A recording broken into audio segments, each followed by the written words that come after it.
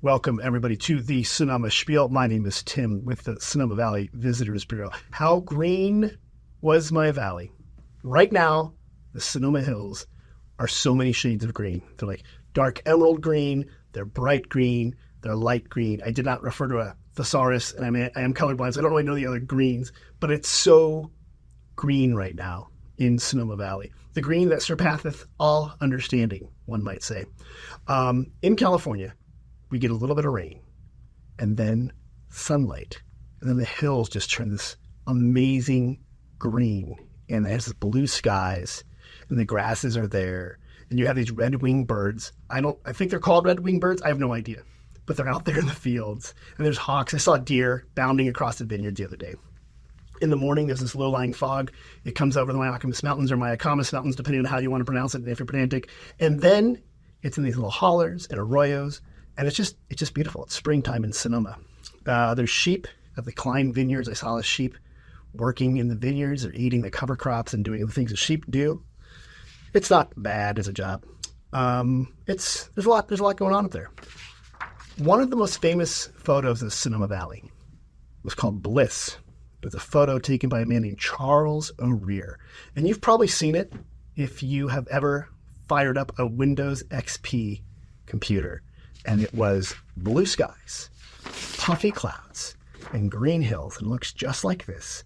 Look up Bliss by Charles O'Rear. It's in the Carneros region between Napa and Sonoma, and it's a famous photo. And that's what it looks like right now in Sonoma. Everything is perfect and special. It's like a perfect little hamlet, a perfect little glen of things that are happening out there, a little place that's perfect. And that reminds me of my guest, because today I have a very special guest. And I know every week I say I have a very special guest, but this time I actually mean it. She's from Glen Ellen. But every week you actually mean it. No, every week, but this time I really mean it. From the Laurel Glen Vineyard. Bettina, how are you doing? I'm doing great, Tim. Thank you. You bet. Bettina Sichel. Well, technically it should be Sichel because it's German. Okay. But we're pretty my last name's also Germanically derived, and we rhyme with whatever, right? Yeah, we go exactly. with it. So Seashell is fine. Because she sells seashells. That's how I remember it. But Bettina, I'm so glad you're here. I'm glad to be here. You're Glen Ellen, Laurel Glen. I was trying to Glen Gary, Glen Ross. What? You're with Laurel Glen Vineyard, is that correct? That is correct. Okay, and it's a winery. It is a winery, yes, and a vineyard. Hence the name. Crazy as that sounds. You know, a lot of people don't know the difference between a winery and a vineyard. Look at that. Well, because, oftentimes the labels are on both of them, right? Yeah, well, it all starts in the vineyard. You can't make wine without a vineyard. Oh, look at the farmer talking over here. You're right. And like the hills are now that are green and alive with the sound of music, the vineyards are where everything starts, and it's bud break right now. It is bud break. And that's an exciting time. Yeah, so we are about 1,000 feet up the slopes of Sonoma Mountain. You are, okay. So bud break started a little later for us. It did. Okay, some years it's very early. Like we've had bud break in February before, but this year it's later. Yeah, but we're always after the valley floor. Is that because it's colder up there? Or Yeah, sure. Cooler. Why not? The terroir. I like it. That works. Bettina, tell me about what is Laurel Glen Vineyard? What do you guys do? We grow fantastic Cabernet Sauvignon. Okay. So our vineyard is planted exclusively to Cabernet Sauvignon. Okay. It has been proving itself to be a great site for Cabernet Sauvignon since the 1960s. Okay. That's what we specialize in. You're big hitter. If you want a fantastic Sonoma Valley cab, come to you. Exactly. You're the one. But today I brought for you not just a Cabernet. Oh, really? You're like, I'm going to leave it today only. Very special wine for a very special guest. So you do produce more than just Cabernet. We do. Okay. Since I took over. In the days of the founder of Laurel Glen, it was 100% Cabernet Sauvignon, nothing else. But I have messed with that formula. The new kid came in like, I got an idea. Let's do this. Well, but tell me, how did you get involved in the wine business? Because some people are born into it. Some people accidentally trip into it. some people come to Sonoma and they're so in love with it. They're like, I want to start with a lot of money and end up with very little. So they buy a winery. What's your story? What brought you? My story is that I was born into it. So really? My father's family started the wine business in Germany in the 1850s. Oh, so you're kind of new to it, huh? Exactly. Yeah, the family's kind of new to it. And made it big with a wine called Blue Nun. Okay. So I went down the Wikipedia rabbit hole. Oh, wow. Okay. Because, Blue Nun. Oh, you printed it out? Wow. Yes. I'm super impressed. Yeah, because here, okay. I was talking to my volunteers, Dennis and Diane this morning, because they had mentioned Blue Nun before. Okay. And I was like, you guys cannot, the person I'm interviewing today is related. Like casually Blue Nun came up in conversation? As you do, Bettina. I'm impressed. I mean, because Blue Nun, for those who don't know, Blue Nun was, I believe, an integral part of a lot of people growing up of a certain age in the United States. Where was the wine from, and continues to be from, I guess? In Germany. So the wine was and is made in Germany, and it has been it was imported into the U.S. starting in the 1950s. So it was like one of the first, like post-World War II European wines that mass market. Yes. Right, and then advertised. Yes, because the advertising campaign was a very big hit. Yeah, so Stiller and Meara, were the couple. Ben Stiller's parents, who really helped make Blue Nun famous. So Jerry Stiller, and Ann Meara. Ann Meara, thank you. And they did commercials. They did these fabulous radio commercials where basically it was a sort of a play on the concept of a Blue Nun. Okay, so and the bottle was a blue bottle. Is it still a blue bottle? Well, okay, so this is a common misconception. Sorry, okay, no, maybe the label's the bottle became blue after my family sold the winery in the 1990s. Really interesting. Okay, yes, okay. And one of my first jobs after being a paper boy is I worked at a bottle shop, a liquor store. Right. Okay. Wasn't old enough to drink, but I would help customers out to the cars. I would bag ice. This is around the time of the 89 earthquake, so I would sweep up broken bottles. But they had the imported wine, the Liebfraumilch, and that's what Blue Nun was. Yeah, right? Blue Nun is a Liebfraumilch. And is that a sweeter? Why describe what is Blue Nun? So a Liebfraumilch is a very specific legal term. Okay. It is a wine from a certain part of Germany, made from certain grape varieties of a certain sweetness level. Okay. So yes, there's no such thing as a dry Liebfraumilch. Interesting. Okay. Versus a dry wine, normally people who aren't big wine drinkers, a dry wine is a non-sweet wine, lower sugar level, right? That's right. Okay, yeah, because that's sometimes people will say, "I want a dry wine," but really they don't mean that. They want a sweet wine, but they like that term. Dry. Well, I mean, dry is a very individual kind Wait, there's no official rule of bricks in your tongue? Come on. Well, I mean, if you're talking about German wines, right. Yes, of course, the Germans being very exact. Love regulations. There is a certain amount of residual sugar that right. up to which the wine is no longer dry. But for you and me, yeah. I'm sure we have a different understanding of what is a dry wine. Absolutely. I get that all the time at the visitor center. Like, I want a dry wine. Like what? Like a port. Like, okay. I don't think that's... But sure, why not? We'll figure that out. Okay, so your family was involved. Your dad? No. Well, my father was the fourth generation. Of the Blue Nun family. That was the family that made Blue Nun, yeah. Okay. What was the name of that company? Sichel Söhne, which means H. Sichel and Sons. Oh, okay. So the founder of the company was Hermann Sichel. Okay. Sichel. And he had two sons that started the business with him. This is great. Anyway, whatever. So, yeah. This is great. Generation. Okay. So you are from a wine family. I am, yeah. But what's different is most of the wine families we get in here tend to be Italian families that moved to Northern California. And, wine was a part of what they did, but they would also grow prunes or something like that. So I just like hearing a different story here of how you came to it. Yeah, so my family didn't come to Northern California. So the Sichel family is Jewish. Mm. So my father and his parents fled Germany in the 1930s and landed in New York in 1941. And my father had a whole career with the State Department, first the OSS and then the CIA. Right, thank you, because normally they say they worked for Pepsi or Coca-Cola. My dad worked for Coca-Cola in Lebanon. No, so your dad. No, so then your dad has his own Wikipedia page. Yes, he does. I mean, it's actually almost long. It is longer than the Blue Nun page. Your dad, Peter. Yeah. Was born in 1922. Yeah. And he's 101 years old and he's still alive. That's fabulous. And wow. And he was born in Mainz, Germany. Yeah, that's where the family business was. From there. Obviously, World War II and pre-World War II, not a good time to be in Germany. I'm so impressed you've done all this homework. I was just, first, you know what, I literally, I'm like, I know Bettina, I Google real quickly about the page, and then I'm like, well, I put it in Google, and all of a sudden a Wikipedia page popped up. I'm like, well, this is interesting. Because you are mentioned as a daughter. Can I just say, I've edited that Wikipedia page to include me as one of his daughters. Because I looked at the Wikipedia page a couple of years ago, and it listed my sisters, but not me. Who made a film. Yeah, my sisters made a film together. Yeah. So, okay, what is up with your family? This is amazing. Your dad was like part of the OSS. He went back to Germany during the war and did all sorts of secret stuff. I'm assuming.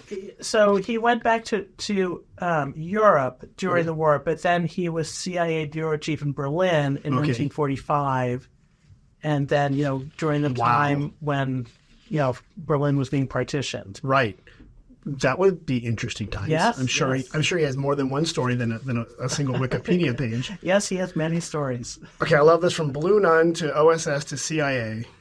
So he had this whole career with the State Department, but his uncle went back to Germany and restarted the business, which had been bombed during the war. Right.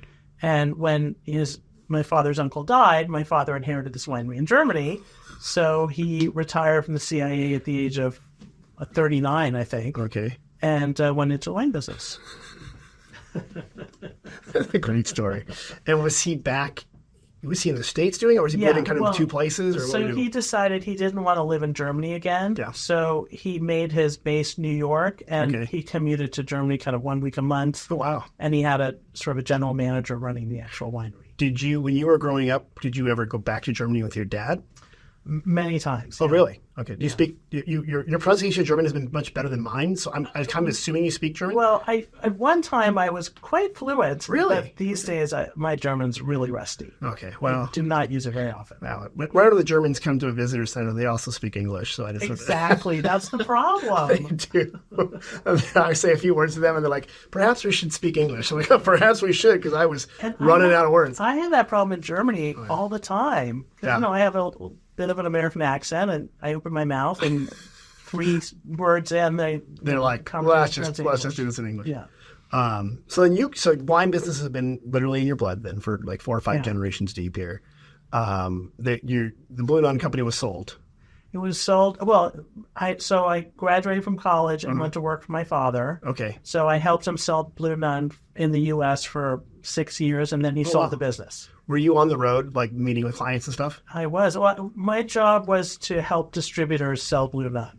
Okay. So I traveled around the country working with, Southern Wines and Spirits and people like that, basically, doing seminars as what German wine is all about, what Liebfraumilch means. For a long time, I was doing blind tastings of Blue Nun versus Kendall Jackson Chardonnay, which was like, hold on, a big competitor. Hey, KJ, if you're listening, we want a rematch, okay? Really, you were doing a blind taste. Okay, I love that.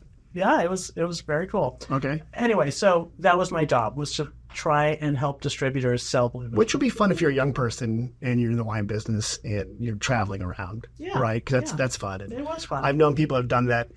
It can get tiring traveling a lot, but it's also kind of fun on the road and meeting new people and stuff. Yeah, and seeing new cities. And Did you study winemaking in college? No, I'm an English major. You don't happen as English majors? Tell me. They work in tourism and do podcasts. Well, I think watch out, lady. I think being an English major is a great starting point for a lot of things. Thank you. It is. The liberal arts help you think. They don't give you right. They don't give the answers. They give you the questions. There you go. Where did you go to school?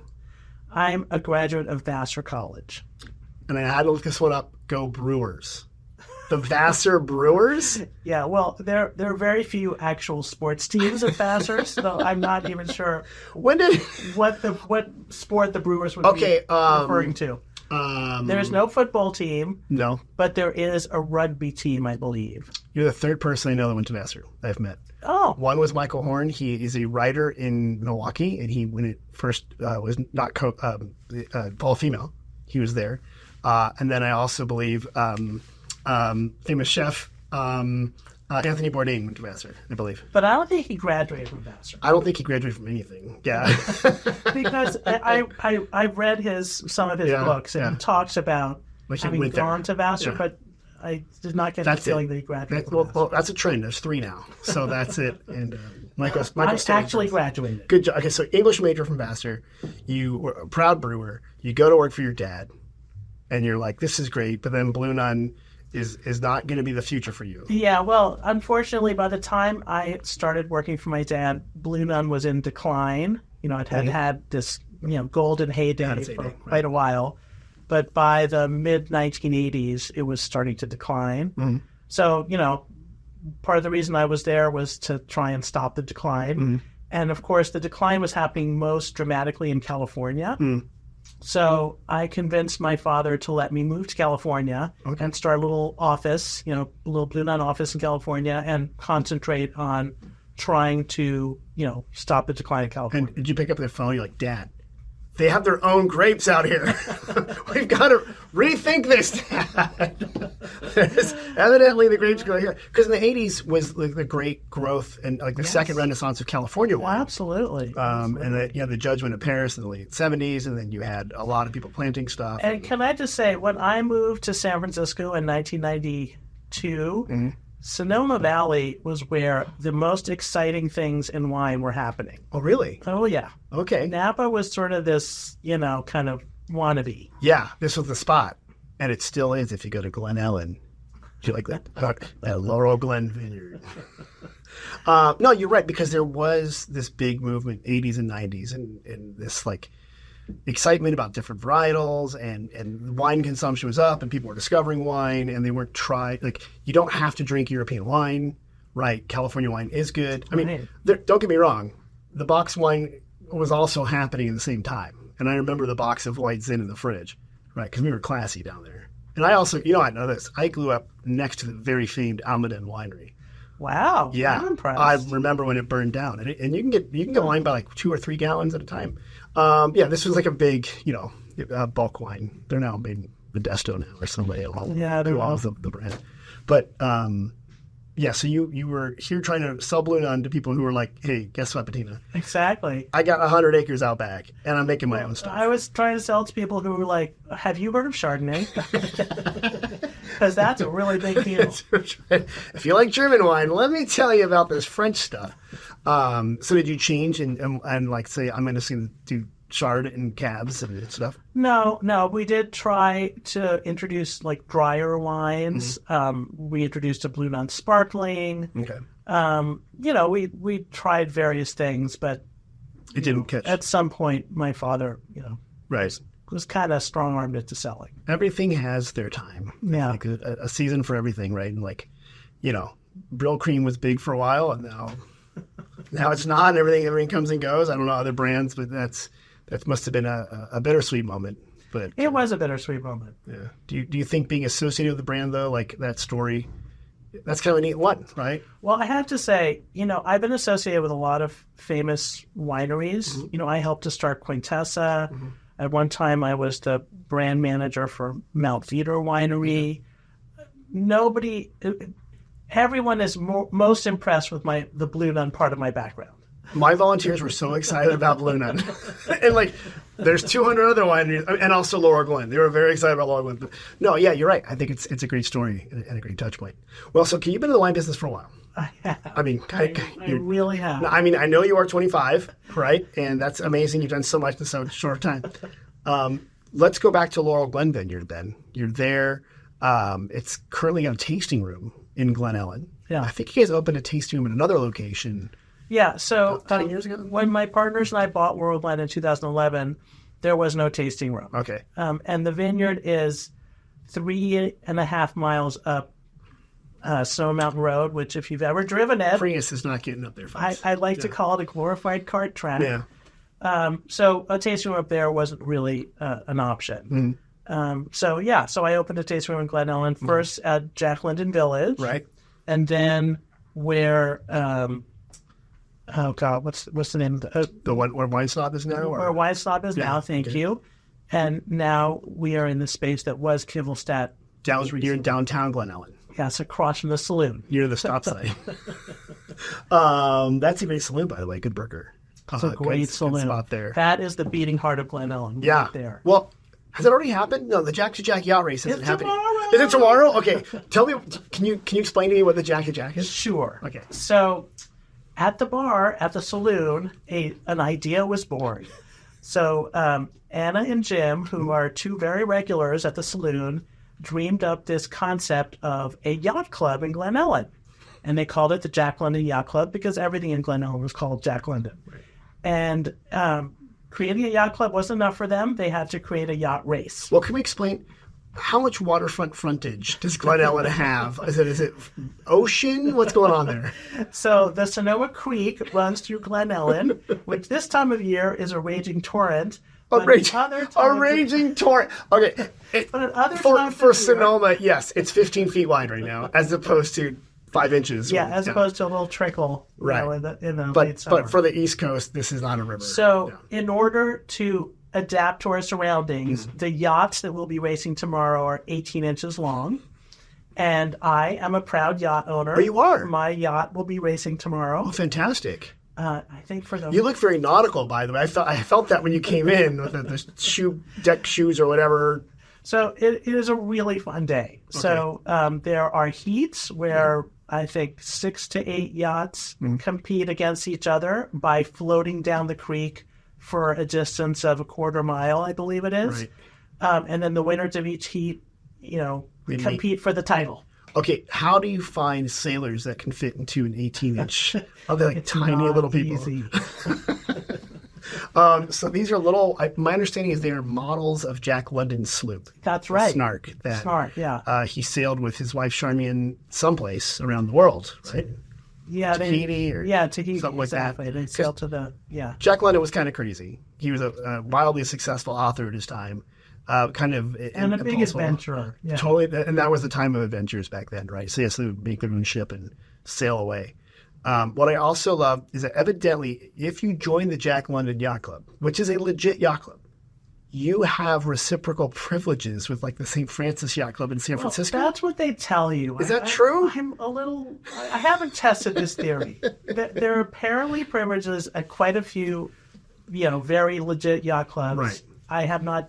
But maybe it's like the Topeka, Kansas Yacht Club. It's not like the Manhattan. So Anna and Jim, swear up and down that you will enjoy privileges with open arms at other yacht clubs in Orange County. I have not tested this. The Catalina Yacht Club is like, yes, Bettina, you, the owner of a miniature Snark, you belong here. What do you win if your boat wins? Your yacht. Having never won. Okay. I don't know. A ribbon? Do you become Commodore or something like that at the club? No, you do not become Commodore. That is reserved for Anna and Jim. We have rules here. Exactly. And where's the boat when it's not racing? It's in our tasting room. Okay, good. People can. It can be viewed 365 days a year. So it's 364 days a year. And I think it raises does the race funds for something? Yeah. For local nonprofits. Local nonprofits. That's really good. And that's a very Glen Ellen thing to do. Have a yacht club on a creek, but actually raise money for the schools and stuff like that. Yeah, it's a very fun day. Okay. So you're next to the yacht club /bar. Yeah. You're in this kind of historic looking building on the ground floor. Yeah. Your other neighbor is the French place. Pascal. Yeah. It's quite with both Pascal and Pascal. If you have the ear like I do, one of those is the female name, one was the male name. Very precise. Yes, it's very good there. And then across from the market. Which is a good great place. location. Yeah, and I like it because I joke about downtown Glen Ellen. It's kind of like on an S. So you've got like the area where Glen Ellen Star is. Then you kind of go around a little bridge, and then it turns, and then there's the second part of downtown Glen Ellen. It is not a big town. No. The hotel, there's 2 main hotels, really.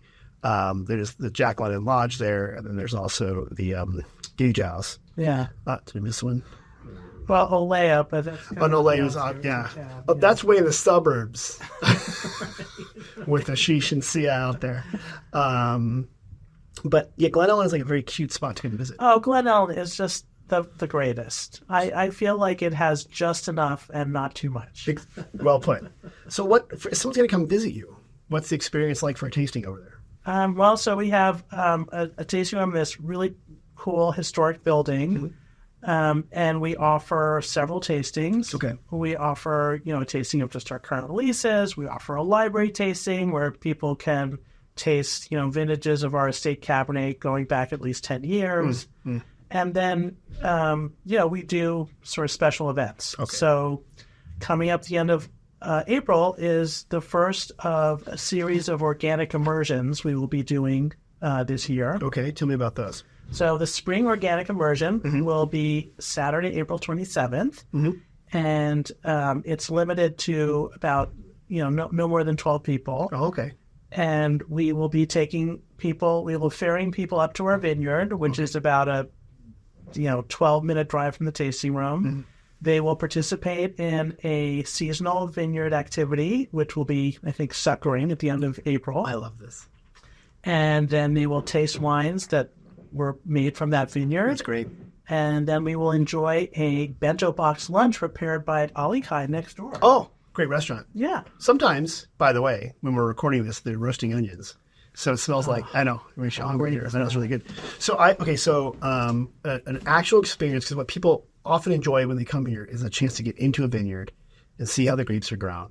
And suckering is, what does that mean exactly?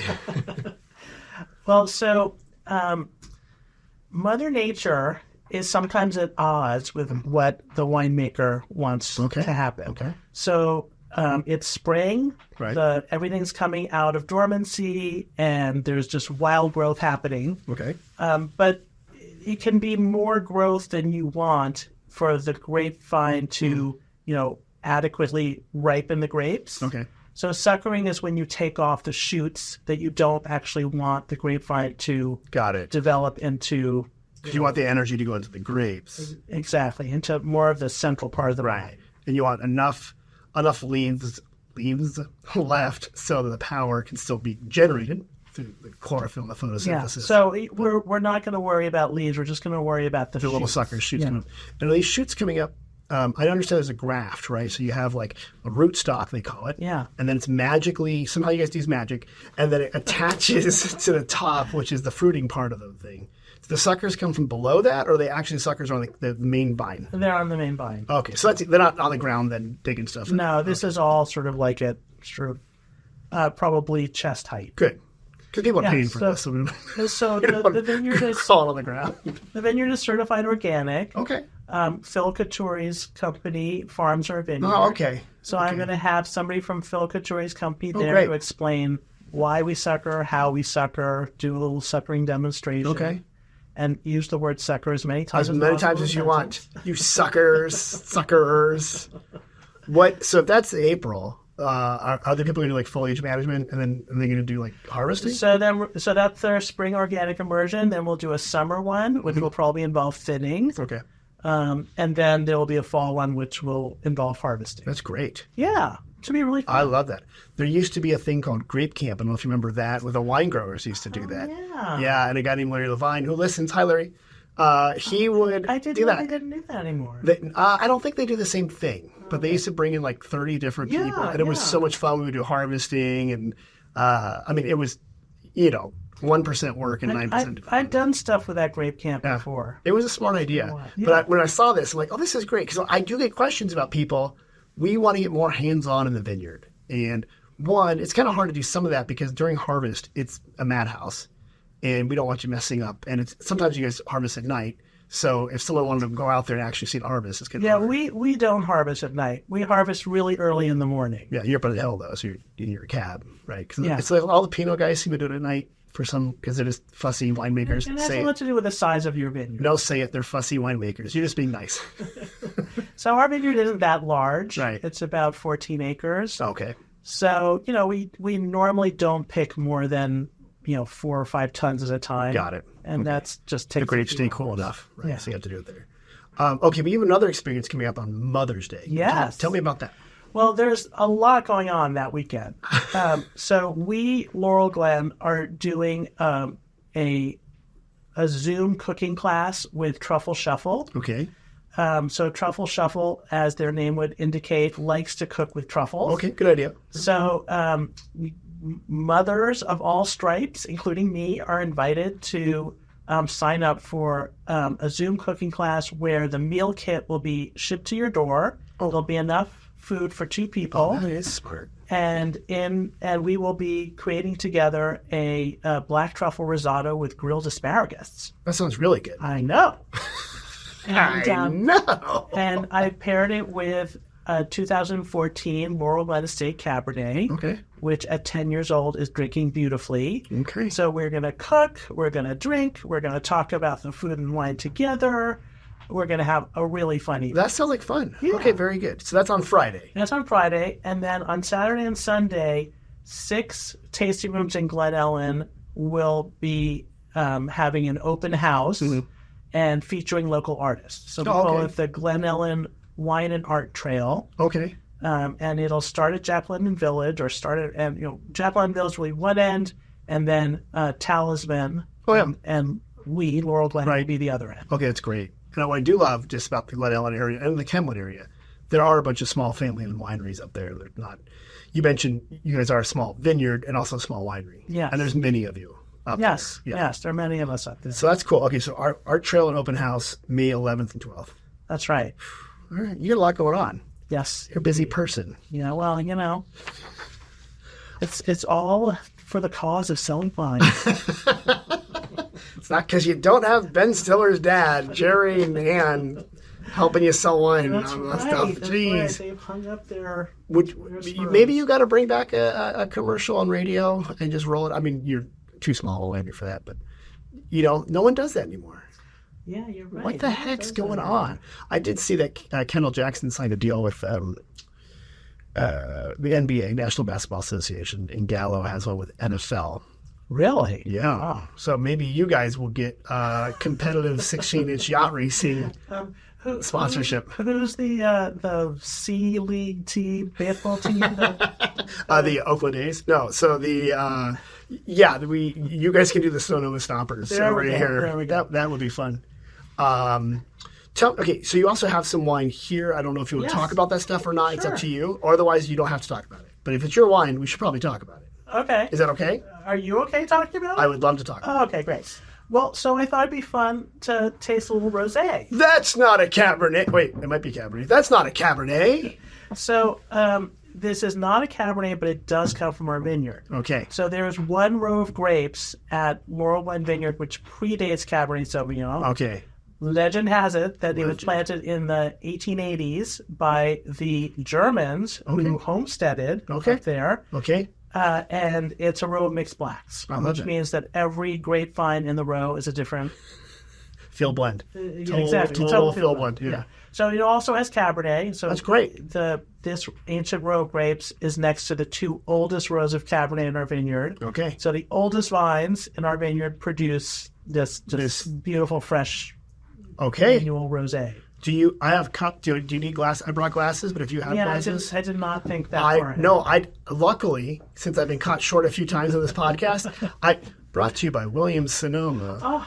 I went to the original Williams Sonoma and got some wine glasses. Yeah, no, that's only because that's what I keep them. So let me get these out and then we'll talk about this. And I'll pretend like I'm at Laurel Glen. Yeah, can I just say, as I was preparing to come here today, it did not occur to me to bring wine until 45 minutes. That's fine. You don't have to, but you can.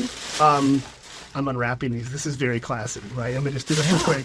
All right, look at this. Wine glasses are a big deal, aren't they? Like some wine people get really into it. So here's your wine glass to try.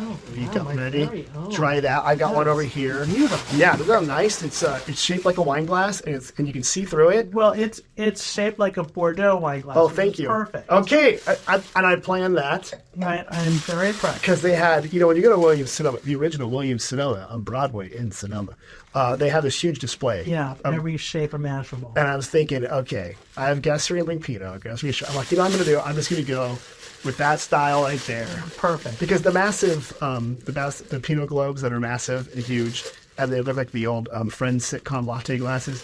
No, that's like too big. So yeah. Okay, here we go. Get it up. Got it. Okay, here we go. Okay, the best part is... Oh. One more time, let's hear that cork pop. The Stelvin enclosure, the screw cap, as they call them. The screw colloquially. Yes, I have to say, I love this type of closure. Yeah? Why? Oh. Because, I mean, wait. First of all, this... Next time you pour your glass, pour that glug into the microphone, because that was amazing glugging. That was great. Thank you. It's like we're making a commercial right now. Okay, so why do you love the because it is so turnkey. You can take this bottle on a picnic. You can, I don't know, take it to, I don't know, the beach, the hiking. I love screw camping. Caps. I love screw caps. Me too. You don't, like, sometimes with the foil, you can cut yourself with the foil, like a little you get a little foil slicing from your fingers when you cut it, and the cork and all that cork falls apart. Right, you have to have tools, and There's then drama. Getting the cork back from the bottle. I love it. It's fun. It's part of the thing. But sometimes you're in the backyard, and your friend comes over, and you're like, what? And it's the best. All right, so cheers. Here we are. Let's see, here we got. So this is the first wine of 2023. So we picked these grapes in October, September. Wait, are you guys selling this stuff? Yeah, we just released this. This is great. This is fantastic. And I like to say this is spring in a bottle. It is. It's rosé time. It's rosé time. Did you the intro of this podcast? This guy waxed eloquently about Green Hills. Did you hear that? Were you there? Oh, you were right there. You were my very special guest. This is perfect for Green Hills and puffy clouds and backyards. Oh my gosh, barbecues. A little bit of barbecue on there, and oh wow, okay, I can try that again. So. Yeah, so we make only about 240 cases of this wine. So all of us at Laurel Glen really look forward to its release because we love it. And is it only available through the tasting room? It is only available through the tasting room. So you better show up, folks. Yes, so show up and we will pour you a taste and hopefully you will fall in love as well. For people who don't know, like myself, how do you make rosé wine? Because aren't the grapes and everything pink magically? Is that how it works? The grapes start out with red skins or, dark purple skins, but inside the flesh is, white, green, whatever, light green. So the trick is to get the juice inside the grape removed from the skins as quickly as possible. Okay. Because the skins color the wine very quickly. So what you're looking at is a color which is sort of a light salmon color. This is about 3 hours of skin contact. Okay. So when you squish it in these like barrels or buckets or vessels, whatever you want to call it. Tanks? Tanks. Thank you. That's the word. Tanks. I know they're big round things that are tall. When you squish them, and then in a press, usually like a bladder press or something like that, you're not still using Italian girls with jumping up and down. No. We're not, unfortunately. They got unionized. Very hard. Right. So you press them, then you take the skins out of that. As quickly as possible. Yeah. Okay. So you want to get the grapes from the vineyard to the press and press the juice from the skins and separate the juice from the skins as quickly as possible. Okay. Because the moment you pick that grape and put it into a bin, the color starts leaching into the juice. Got it. Okay. Then to darker wines. Yeah. So when you make a cabernet. Yes, like wine number 2. Which is a dark purple usually. Right. So this is about 2 to 3 weeks on the skins. Oh, interesting. How long? And you do a punch down. You do several punch downs. Yeah. And that's where you go in there and you punch the wine, right? Yeah. So with your hand. When you put all the grapes into a tank. Right. Or is that what you're calling it now, a tank? That's what we're calling it now, and before. Okay. When you put all the grapes into the tank, the juice kind of frees itself. There's a lot of juice and there's a lot of berries. Okay. And the berries and the berries are lighter than the juice, so they float to the surface. They form a cap. Okay. So you want to mix the skins with the juice as much as possible, which is why the punch downs. The punch down, I've seen manually. You can use a stick with like a piece of wood essentially on it. You punch it through. Some people do pour over with a pump or something. Yeah, irrigate the cap. Yeah. Right. We do a combination of both. But you cannot put on your swim shorts and do a cannonball. That is frowned upon. Very much so. On so many levels. So many shit, we'd like to have a word with you. Yeah, okay, don't do that. Thank you. We can spend an hour just on that. Just talking about that.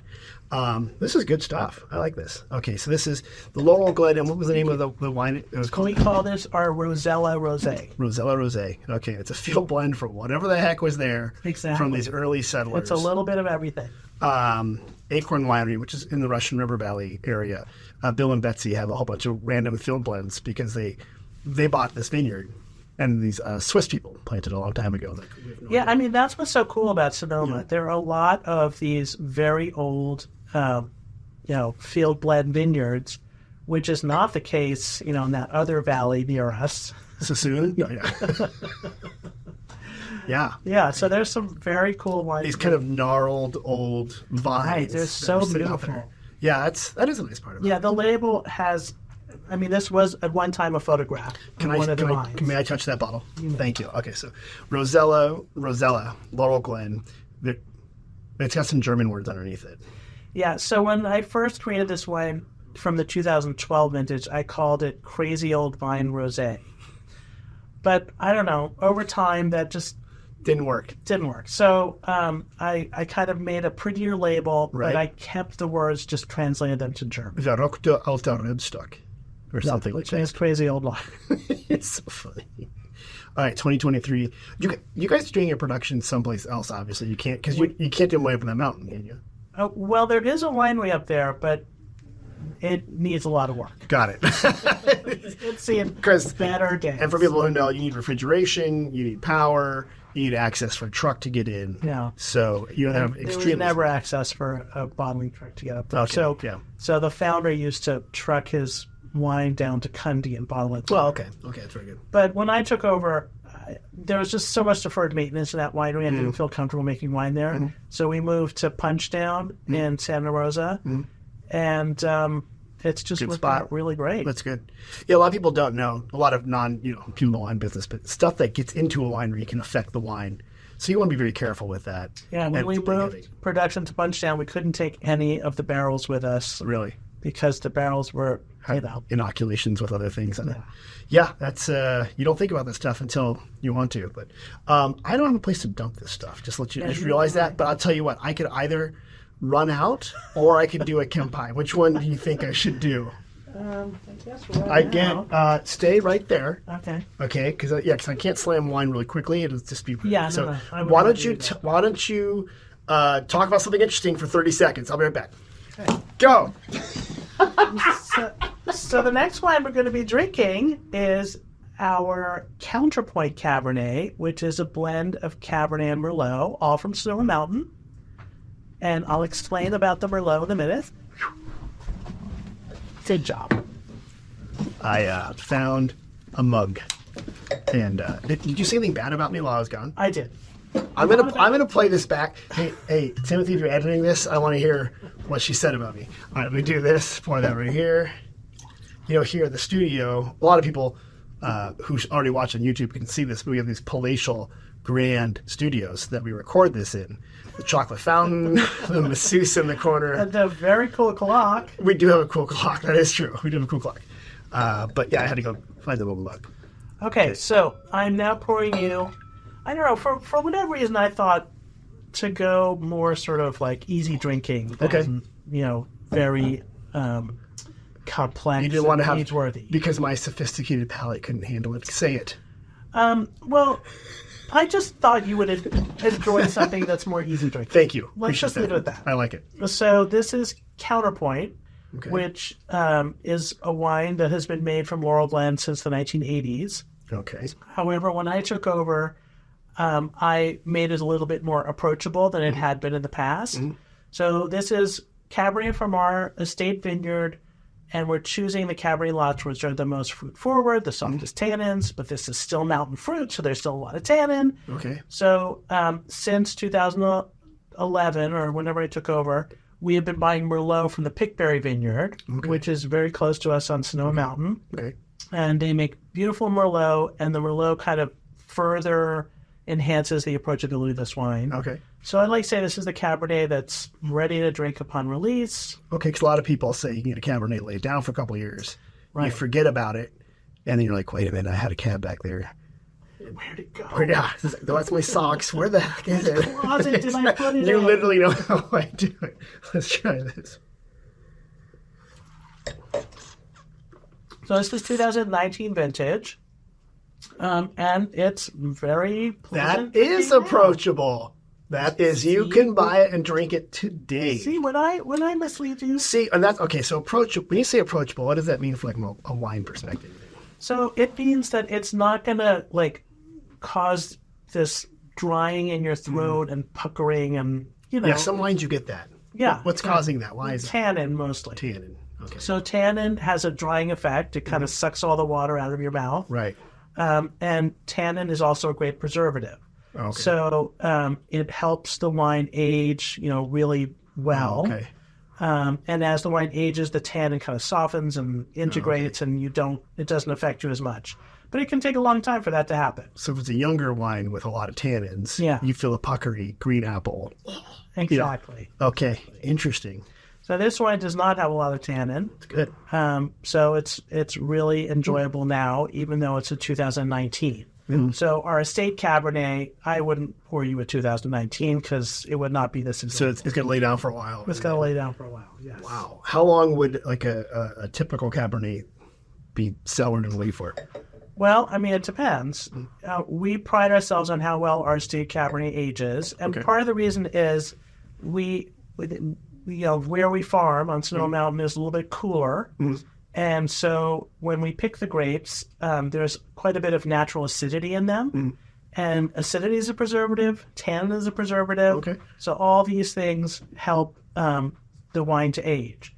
So today in the tasting room, the youngest estate Cabernet we're pouring is 2018, but we're pouring 2014, we're pouring 2010. Interesting. Okay. And, depending on who you talk to. I like the 14. My colleague Nick, who runs the tasting room, his favorite is the 10. You're wrong, Nick. Okay, so that's a long time. That's like a 10-year from, and the year when you're saying a 10, that's the year it was harvested. That's the year grapes were picked. Okay. Yeah. Okay, and that can be quite some time to buy wine. What I'm getting from you, you should buy 2 or 3 cases a year.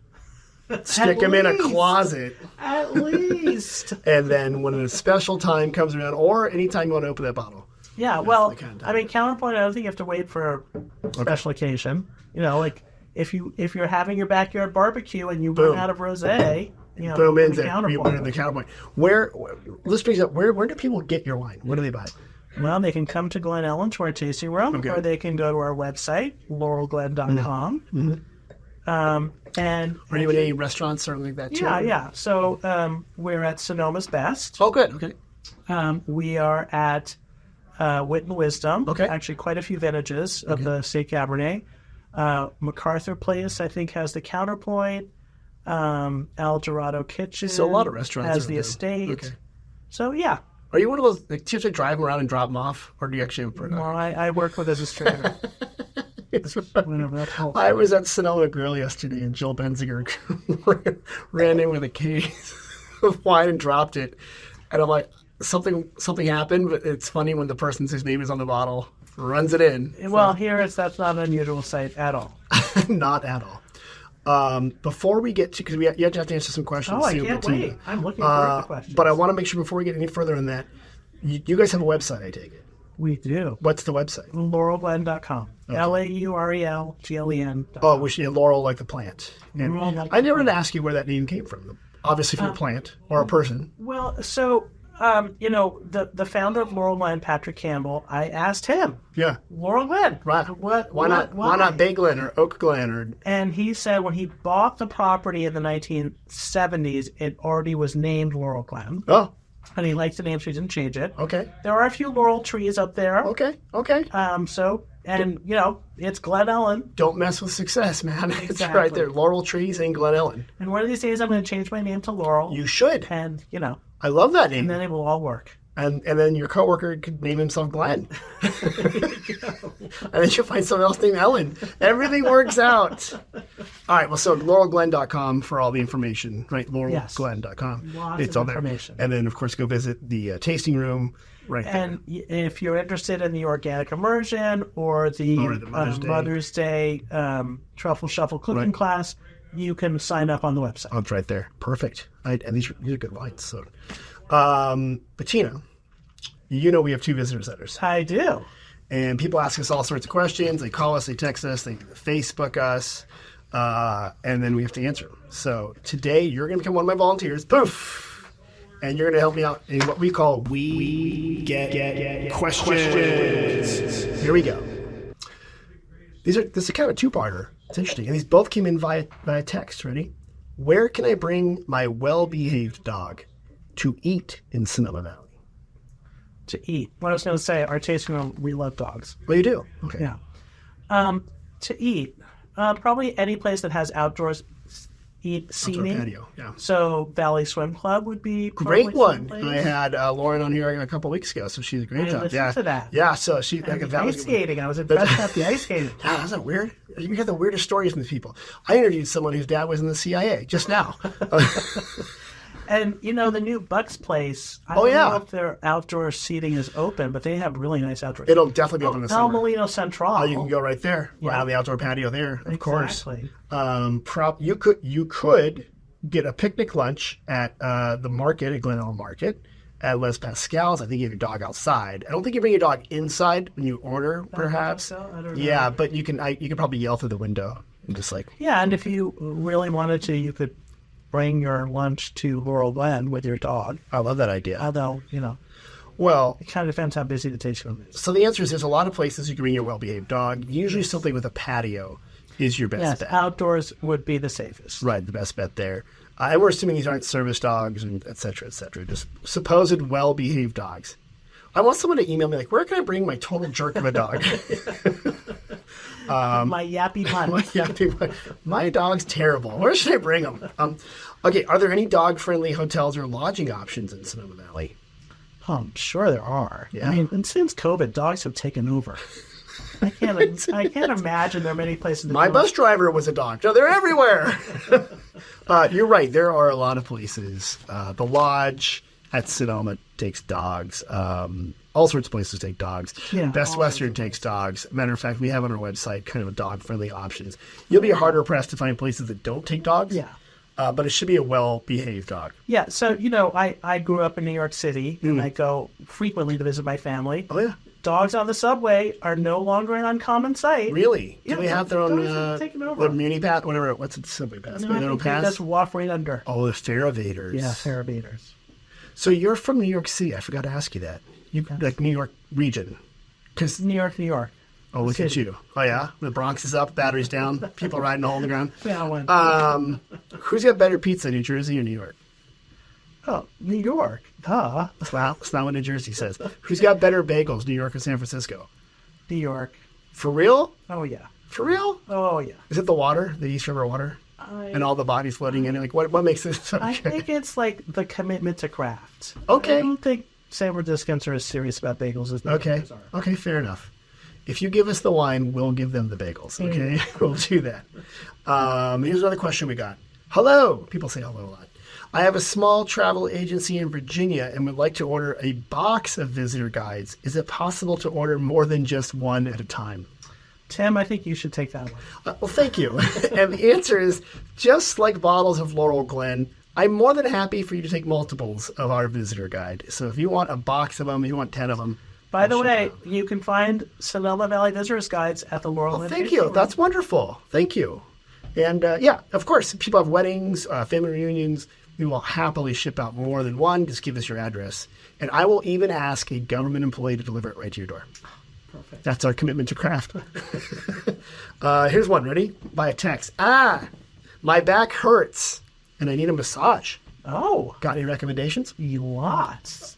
Because your back hurts too. Well, okay, so I live in Boise Hot Springs. Right. I am walking distance to the Fairmont. Oh, right. The Fairmont has a very fantastic spa. Massive spa. Right. Okay, good. And actually, I just learned that above, so our tasting room is in this historic building, the Chauvet, old Chauvet Hotel. Right. On the second floor is a massage therapist. Oh, right there. Wait, so you can go to Laurel Glen You're Vineyards. going to ask me what his name is. That's all right. I bet you while you're in the tasting room, you can wander over to the other, look at the little plaque with the suite numbers. So in the Chauvet building. Yeah, in the Chauvet building on the second floor.